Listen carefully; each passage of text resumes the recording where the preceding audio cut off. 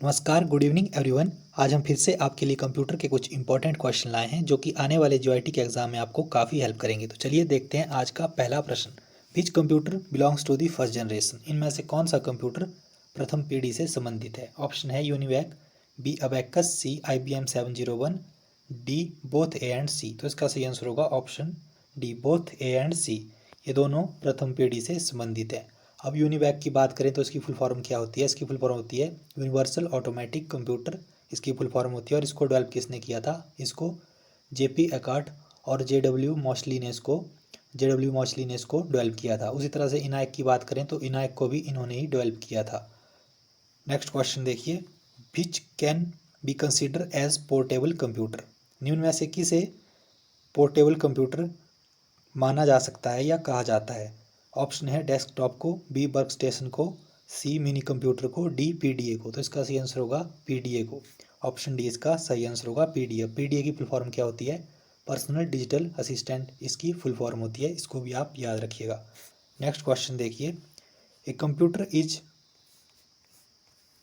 Computer is free from tiredness reflects which characteristics? एक computer जो थकान रहित होता है वो किस उसकी विशेषता या लक्षण को दर्शाता है? ऑप्शन है डिलीजेंस, बी वर्सेटाइल, सी एक्यूरेट, डी हाई स्पीड। तो इसका सही आंसर क्या होगा? ऑप्शन ए इसका सही आंसर होगा। नेक्स्ट क्वेश्चन देखिए, the input device to be use to get a printed diagram into a computer is? एक कंप्यूटर में एक रेखा चित्र को समाहित करने के लिए उपयोग की जाने वाली निवेश युक्ति कौन सी है?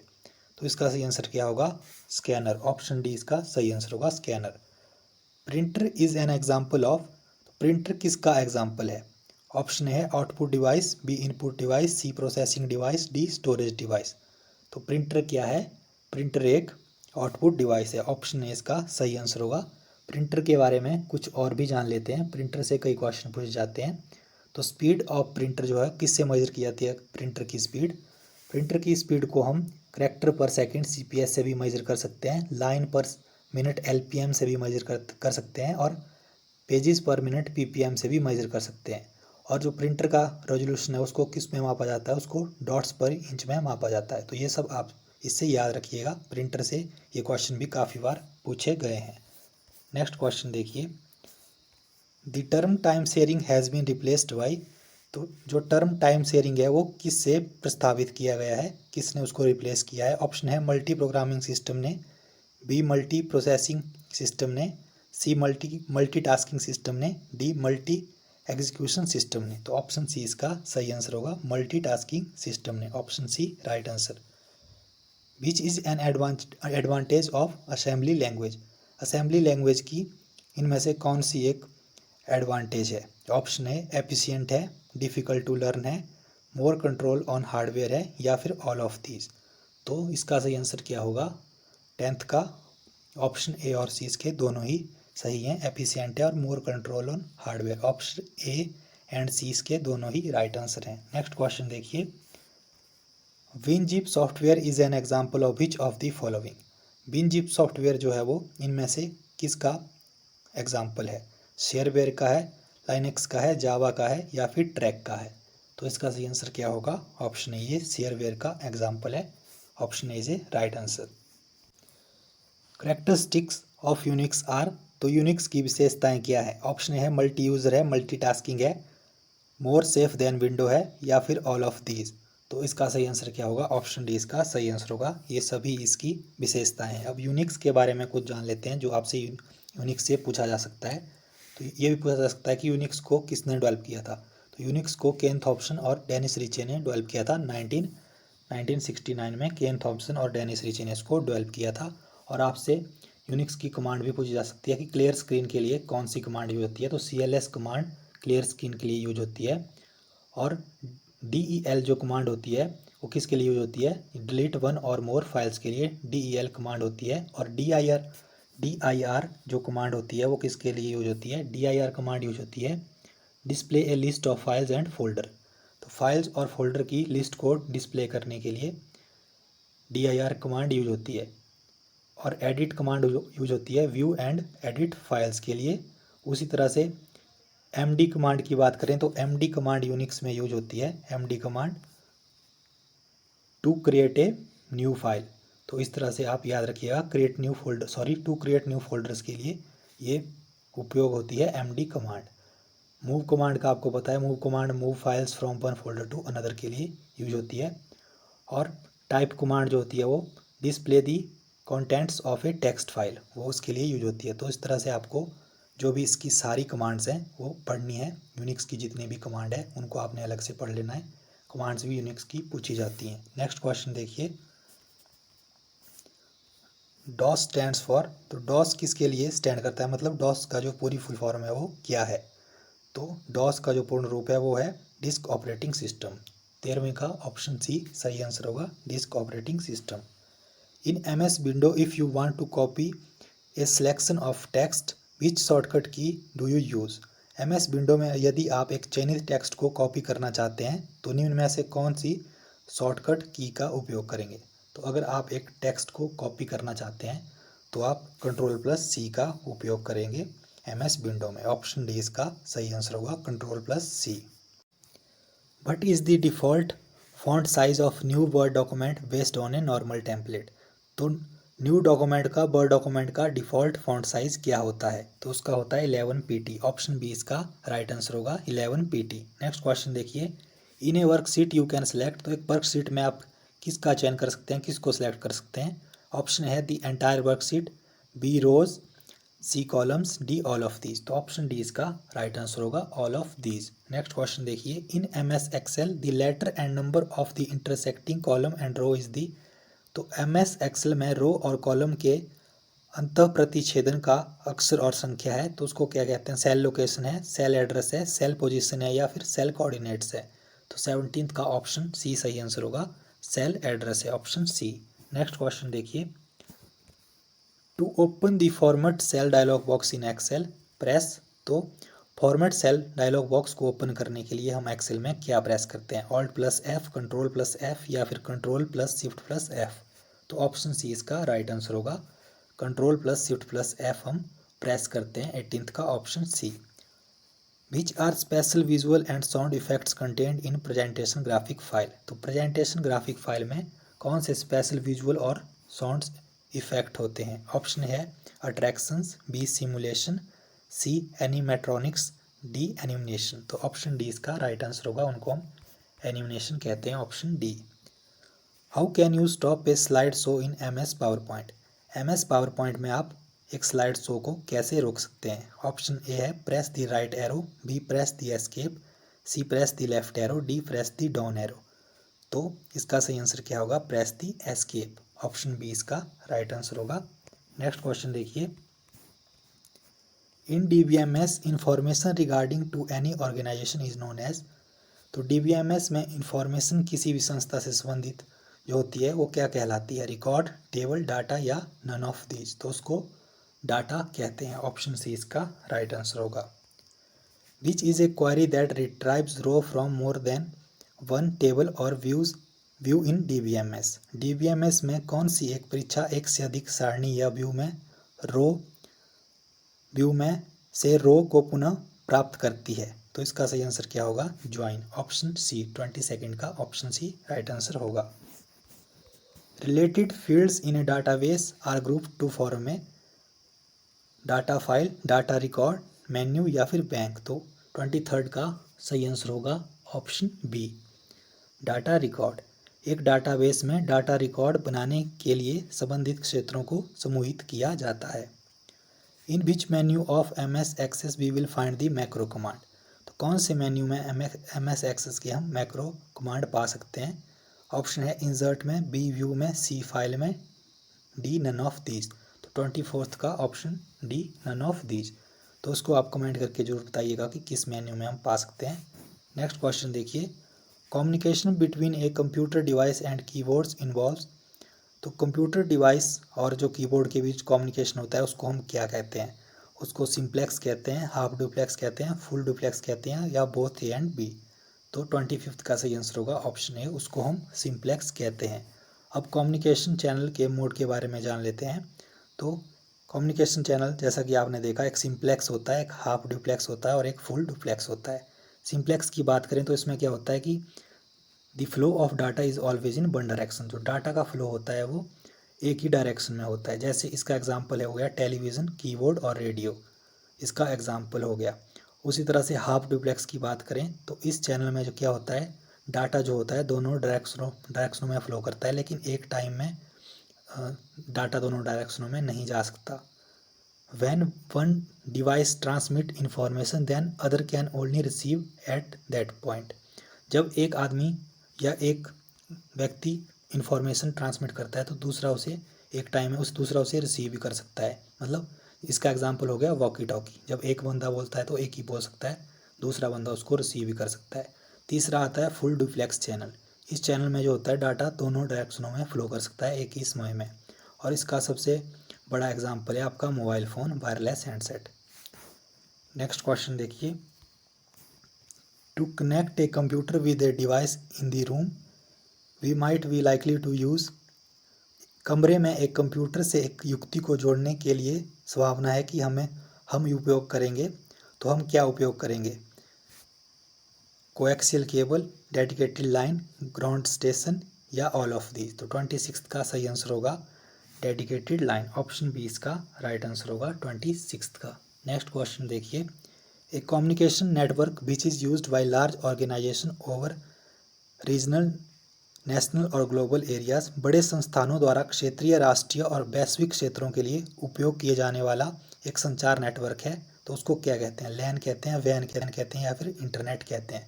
तो 27 का ऑप्शन बी सही आंसर होगा, उसे वैन कहते हैं। ऑप्शन बी इसका राइट आंसर होगा।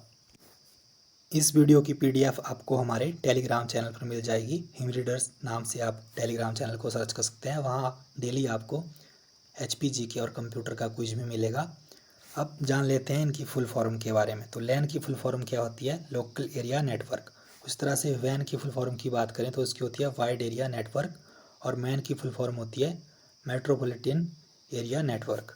नेक्स्ट क्वेश्चन देखिए 28th, a device that can convert digital signals to analog signal. जो ऐसा डिवाइस जो डिजिटल सिग्नल को एनालॉग सिग्नल में परिवर्तित करता है उसे क्या कहते हैं? पैकेट कहते हैं, मॉडेम कहते हैं, एमुलेटर कहते हैं या फिर ऑल ऑफ दीज। तो इसका सही आंसर होगा 28 का, उसको मॉडेम कहते हैं। ऑप्शन बी इसका राइट आंसर होगा। End to end connectivity is provided from host to host in. तो एंड टू एंड कनेक्टिविटी और प्रदान की जाती है, end to end connectivity host to host प्रदान की जाती है नेटवर्क लेयर या फिर सेशन लेयर में या फिर डाटा लिंक लेयर में या फिर ट्रांसपोर्ट लेयर में। तो इसका सही आंसर होगा option D, transport layer. Option D right answer होगा। Which is just the opposite of download. तो डाउनलोड का उल्टा इनमें से क्या है? अपग्रेड, एक्सेस, अपलोड या फिर पुश। तो इसका सही आंसर क्या होगा? ऑप्शन सी इसका राइट आंसर होगा। अपलोड जो है वो डाउनलोड का अपोजिट है। 31 देखिए, the weakest link in any computer security system is. तो किसी भी सुरक्षा प्रणाली, कंप्यूटर सुरक्षा प्रणाली में सबसे कमज़ोर कड़ी कौन सी है? तो कंप्यूटर सुरक्षा प्रणाली में सबसे कमज़ोर जो कड़ी है वो पीपल है। ऑप्शन ए इसका सही आंसर होगा 31 का, option A. When a logic bomb is activated by a time related event it is known as.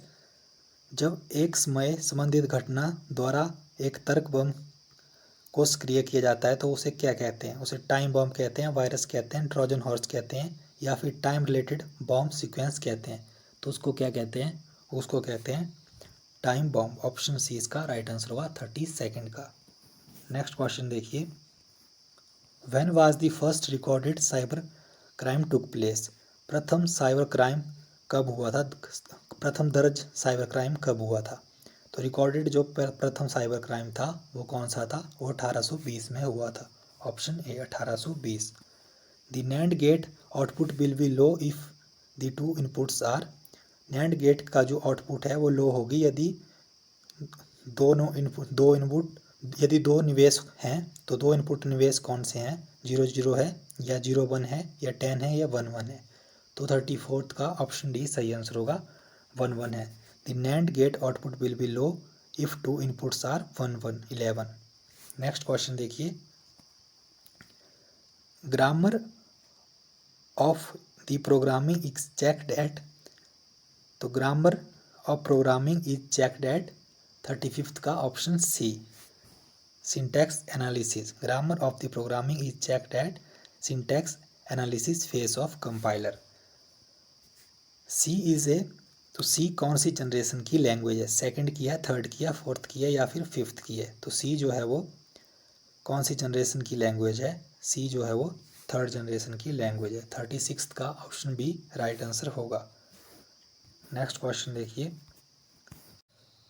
Terminal node is also known as, तो टर्मिनल नोड को और क्या कहा जाता है, लास्ट नोड कहा जाता है, लीफ नोड कहा जाता है, एंडेड नोड कहा जाता है या ऑल ऑफ दीज। तो टर्मिनल नोड को जो है वो ऑप्शन बी लीफ नोड भी कहा जाता है।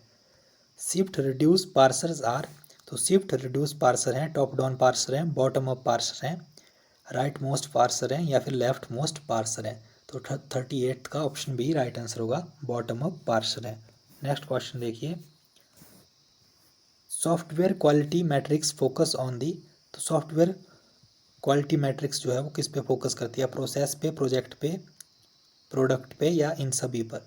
तो ये किस पे फोकस करती है, इन सभी पर। ऑप्शन डी इसका राइट आंसर होगा। नेक्स्ट क्वेश्चन देखिए, a structure in C language is also known as record. 40th का ऑप्शन बी सही आंसर होगा। A structure in C language is also known as record. In data structure each item in a linked list is called, तो data structure में जो linked list में हर item होती है उसे क्या कहते हैं, एलिमेंट कहते हैं, इंफॉर्मेशन कहते हैं, डाटा कहते हैं या फिर नोड कहते हैं। तो उसको क्या कहते हैं, उसको नोड कहते हैं। ऑप्शन डी 41st का ऑप्शन डी राइट आंसर होगा। नेक्स्ट क्वेश्चन देखिए, in SQL which command is use to change data in a database, तो SQL में कौन सी कमांड है जो डाटा को डाटा टेबल में चेंज करने के लिए यूज होती है, अपडेट, इंसर्ट, ब्राउज या फिर अपेंड। 42nd का ऑप्शन ए सही आंसर होगा, अपडेट कमांड यूज होती है। With respect to a network interface card the term 10/100 refers to, option A protocol speed, A fibre speed, C megabits per second, D none of these.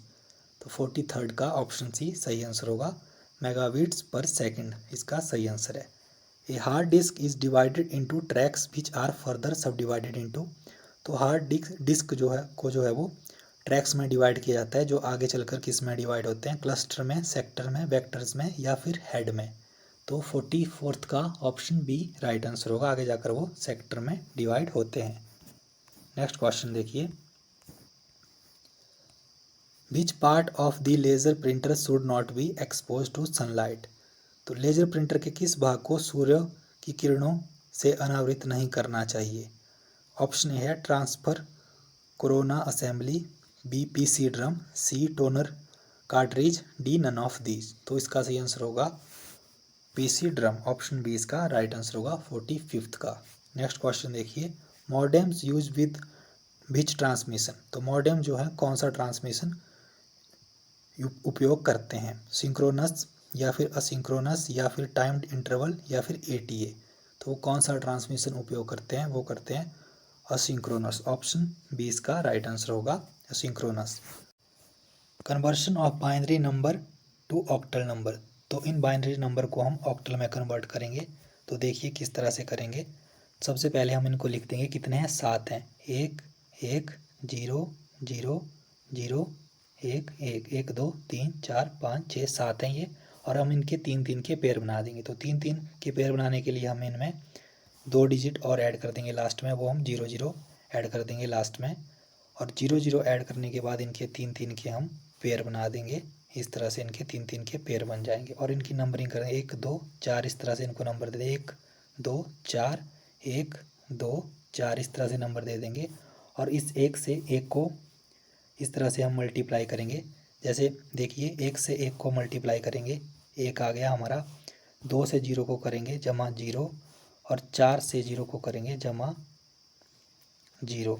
इस तरह से हो गया ये। और दूसरे में भी ऐसा ही करेंगे, दूसरे में भी 1 से 0 को कर दिया हमने, दूसरे में 1 से 0 को आ गया 0, और 2 से 0 को प्लस 0, 4 से 1 को प्लस 4, और लास्ट वाले में 1 से 1 को किया 1, प्लस 2 से 1 को किया +2, 4 से 0 को किया +0। तो इस तरह से हमारा देखिए क्या आया, यहाँ आया हमारा 1, और यहाँ पर हमारा क्या आया, यहाँ पर आया हमारा 4,